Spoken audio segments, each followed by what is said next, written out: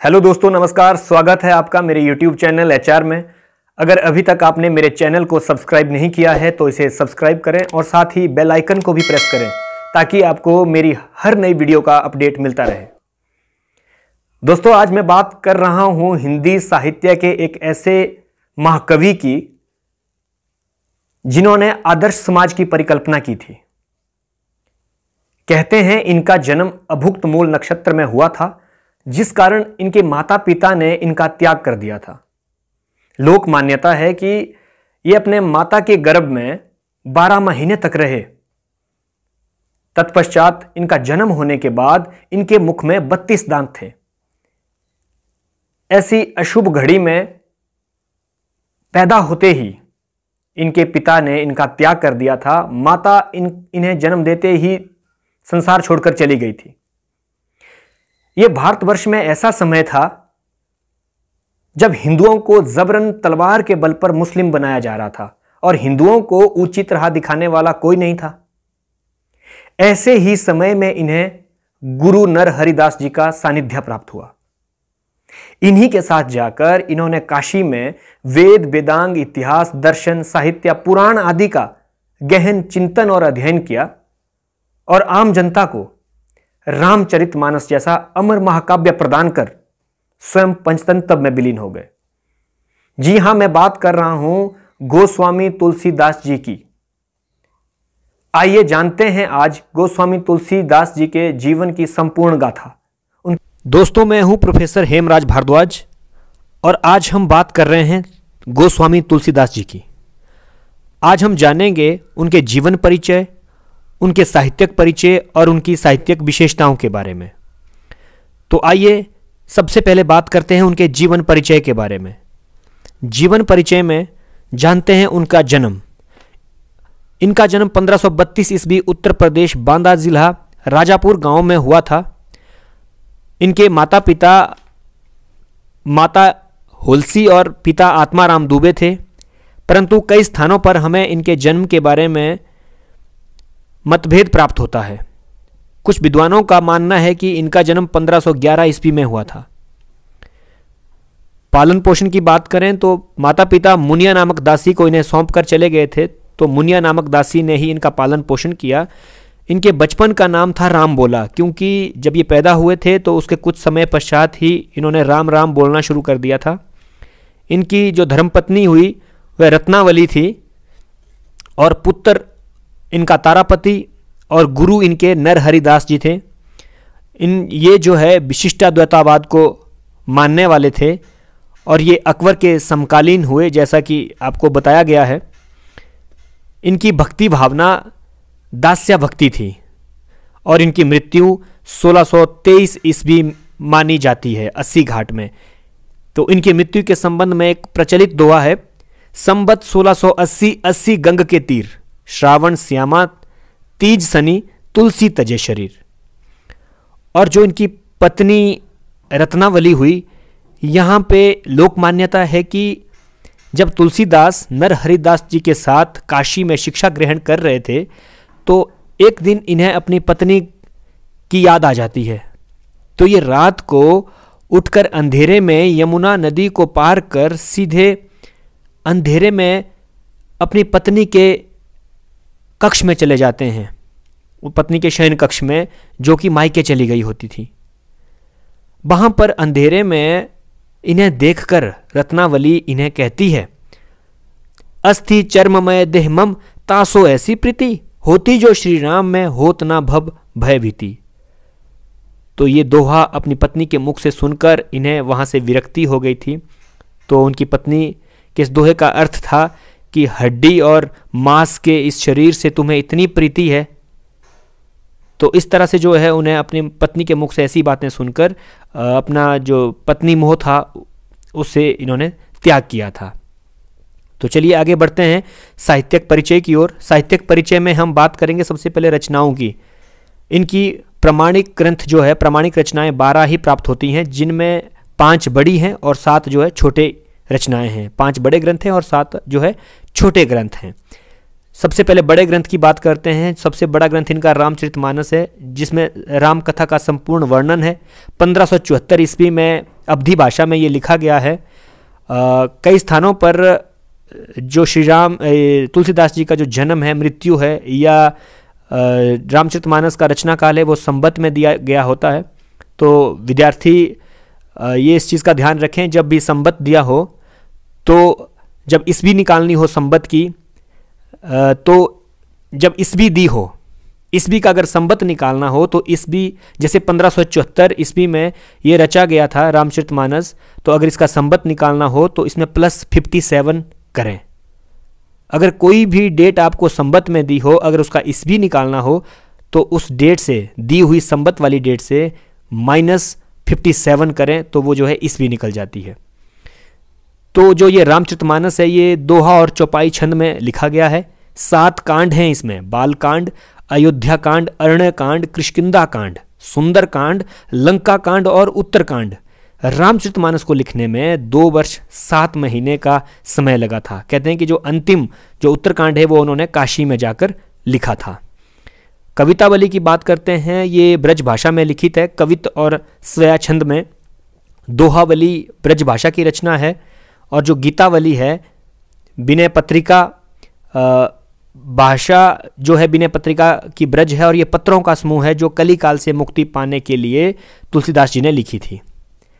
तो एक बात यहाँ पे ध्यान देने योग्य है कि जो तुलसीदास जी ने जो रचनाएं लिखी थी उनमें से मात्र जो 3 रचनाएं थी वो ब्रज भाषा की थी, बाकी जो 9 रचनाएं हैं वो आपकी अवधी भाषा में लिखी गई है। तो जैसे कि आपको दिखाया गया कि कवितावली जो है ब्रज भाषा में लिखी गई है, दोहावली ब्रज भाषा में है, और जो आपकी विनय पत्रिका है ये भी ब्रज भाषा में है।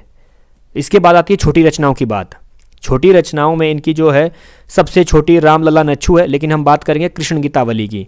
तुलसीदास की ये जो रचना है ये वृंदावन यात्रा का वृतांत है उनका, जब वो वृंदावन गए थे।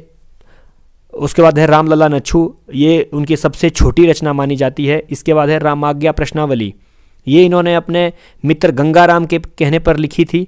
जो वैरबे रामायण है ये इन्होंने अपने परम मित्र जो रहीम अब्दुल रहीम खान खाना जिनका नाम था, उनके कहने पर जो है बैरवे रामायण की इन्होंने रचना की थी। पार्वती मंगल है, इसी तरह जो है जानकी मंगल है, बैराग्य संदीपनी, इस तरह की और भी इनकी रचनाएं हैं। जो अंतिम रचनाएं हैं इनकी वो है हनुमान बाहुक। कहते हैं कि ये इन्होंने तुलसी दास जी ने अपनी बाहु पीड़ा से मुक्ति के लिए लिखी थी। तो इस तरह से यहाँ पे अनेकों प्रश्न जो है प्रतियोगी परीक्षाओं के लिए भी बच्चों के तैयार हो जाते हैं। तो इसे जो है आप स्क्रीनशॉट भी ले सकते हैं इस पेज का। तो अंत में हम बात करते हैं हिंदी साहित्य में तुलसीदास के स्थान की। तो जैसा कि हमने पहले कबीरदास के बारे में भी पढ़ा था कि हिंदी साहित्य के इतिहास में अगर हम तुलसीदास को ढूंढते हैं या तुलसीदास का स्थान निश्चित करते हैं तो उस तरह कैसे वो कहाँ पे वो ठहरते हैं, तो वो चीज़ देखें। सबसे पहले है हिंदी साहित्य के इतिहास में आदिकाल आता है, फिर आता है भक्ति काल, उसके बाद रीतिकाल, उसके बाद आधुनिक काल। फिर भक्ति काल की जैसे कि आपको दिख रही है कि 2 शाखाएँ हैं। सबसे पहले निर्गुण शाखाएँ हैं, निर्गुण शाखा की भी आगे निर्गुण जो भक्ति है, निर्गुण भक्ति काव्यधारा जो है, इसमें भी एक संत काव्यधारा चलती है। इसको ही जो है ज्ञान मार्गी शाखा भी कहते हैं। इसमें ही हमारे प्रसिद्ध जो संत कबीरदास जी पैदा हुए थे। इसके बाद है सूफी काव्यधारा, इसमें मलिक मोहम्मद जायसी जी पैदा हुए थे। अब इसी प्रकार जो भक्ति काल की जो पहली शाखा निर्गुण थी और दूसरी शाखा जो है सगुण भक्ति काव्यधारा की है। सगुण भक्ति काव्यधारा में भी कृष्ण भक्त काव्यधारा चलती है, जिसमें सूरदास जी, मीराबाई, रस खान, इस तरह के जो अनेकों कवि हुए, लेकिन जो सूरदास जी है वो इस कृष्ण भक्ति काव्यधारा के प्रतिनिधि कवि माने जाते हैं। और सगुण भक्ति काव्यधारा का पहला पक्ष कृष्ण भक्ति है और दूसरा राम भक्ति काव्यधारा है। राम भक्ति काव्यधारा में भी यहाँ पे जो है तुलसीदास जी राम भक्ति काव्यधारा के प्रतिनिधि कवि माने जाते हैं। तो इसके बाद बात करते हैं तुलसीदास की साहित्यिक विशेषताओं के बारे में। अब तुलसीदास जी की साहित्यिक विशेषताएं जब हम पढ़ते हैं तो हमें ज्ञात होता है सबसे पहले सगुण ईश्वर की उपासना, क्योंकि ये कबीर की तरह निर्गुण को नहीं मानते थे, ये सगुण ईश्वर की उपासना, श्री राम की उपासना करते थे। तो दूसरा अगर हम देखें तो दूसरी जो इनकी महत्वपूर्ण जो विशेषता रहती है वो है समन्वयवाद। अब समन्वयवाद क्या है? तुलसीदास को जो है उच्च कोटि का समन्वयवादी कवि माना जाता है। इन्होंने जीवन और जगत के सभी क्षेत्रों में समन्वय स्थापित करने का सुंदर और सफल प्रयत्न किया। उनके काव्य में निर्गुण और सगुण, ज्ञान और भक्ति, राजा और प्रजा, ब्राह्मण और शूद्र, नर और नारायण आदि का सुंदर समन्वय देखने को मिलता है। इसके बाद बात करते हैं लोक धर्म और मर्यादा के पालन की। तुलसी की दृष्टि में मानव जीवन में मर्यादा का विशेष महत्व है। उनके आराध्या राम मर्यादित जीवन जीते हैं, लोक धर्म के संरक्षक माने जाते हैं। तुलसी ने पारिवारिक मर्यादा, लोक मर्यादा आदि का अनुकरणीय रूप में अपने काव्य में प्रस्तुत किया है। उसके बाद आता है आपका भक्ति भावना।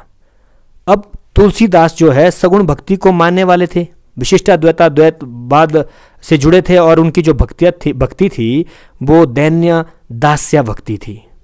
उन्होंने कहा भी है, सेवक सेव्य भाव बिन भव ना तरय उर्गारी। इसके बाद बात करते हैं सौंदर्य भावना की। जो सौंदर्य चित्रण हुआ है उनके काव्य में, तो इसमें हम देखते हैं कि जो तुलसीदास जी है उन्होंने मानव सौंदर्य और प्राकृतिक सौंदर्य दोनों ही सौंदर्य को अपने काव्य में लिया है। तुलसी ने राजा दशरथ के चारों पुत्रों के सौंदर्य का जो चित्र अपनी रचनाओं में प्रस्तुत किया है वह सराहनीय है। इसके बाद बात करते हैं हम प्रकृति चित्रण की। अगर प्रकृति चित्रण में हम देखते हैं कि जो तुलसीदास के काव्य में प्रकृति सर्वत्र अपने सुंदर रूपों में सामने आई है। रामचरितमानस में वर्षा एवं शरद वर्णन का सुंदर चित्रण हुआ है। बसंत का चित्रण भी तुलसी ने किया है। तुलसी के काव्य में प्रकृति पृष्ठभूमि के रूप में भी है, उद्दीपन के रूप में और आलंबन के रूप में भी है। प्रकृति उपदेशिका भी है, सहायक भी है। राम की क्रीड़ास्थली बन ही रहे, इसलिए प्रकृति से उनका सहज स्नेह चित्रित है। प्रकृति का उन्होंने मानवीकरण भी किया है। तो इसके बाद हम बात करते हैं लोक जीवन का व्यापक चित्रण। तो तुलसीदास ने लोक जीवन का भी व्यापक रूप से अपने रचनाओं में जो है उसका चित्रण किया है, देखने को मिलता है हमें। उसके बाद आता है आत्मसमर्पण की भावना। अगर हम देखते हैं तुलसीदास के काव्य का गहन अध्ययन और चिंतन करते हैं तो हमें ज्ञात होता है कि कहीं ना कहीं तुलसीदास ने आत्मसमर्पण की भावना को भी उजागर किया है। अंत में आता है उनका भाषा, शैली, रस, अलंकार, छंद। अगर हम देखें लगभग 9 के 9 रसों का सुंदर चित्रण तुलसीदास ने अपनी रचनाओं में किया है। विशेषकर उनका महाकाव्य जो रामचरितमानस है उसमें हमें शांत रस, श्रृंगार रस, भक्ति रस, इस प्रकार 9 के 9 रसों को उनकी रचनाओं में देखा जाता है। अगर अलंकार की बात करें तो शब्दालंकार और अर्थालंकार, साथ में जो पाश्चात्य अलंकार है मानवीकरण अलंकार को भी तुलसीदास जी ने अपने काव्य में लिया है। अगर हम बात करते हैं उनके अलंकारों की तो उसमें उपमा, उत्प्रेक्षा, यमक, श्लेष, इस तरह के अनेकों अलंकार जो है उनकी रचनाओं में प्रयुक्त हुए हैं। तो भाषा की बात हमने पहले की थी कि भाषा जो है उनकी अवधि भी रही है और ब्रज भी रही है। तो उनकी रचनाएं 9 रचनाएं अवधि भाषा में लिखी गई हैं और जबकि 3 रचनाएं जो है वो उनकी ब्रज भाषा में लिखी गई हैं। तो छंद की बात करें तो छंदों की भरमार भी उनके काव्य में दिखाई पड़ती है। रामचरितमानस को ही ले लीजिए जो कि 2 और चौपाई छंद में लिखा गया है।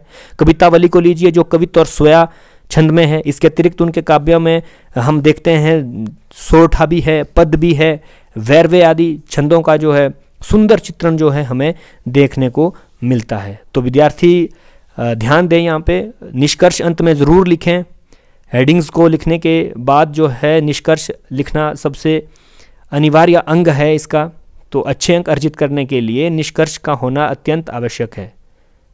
अगर आपको ये वीडियो अच्छी लगी हो तो चैनल को सब्सक्राइब ज़रूर करें और साथ ही लाइक, शेयर और कमेंट ज़रूर करें। बहुत बहुत धन्यवाद।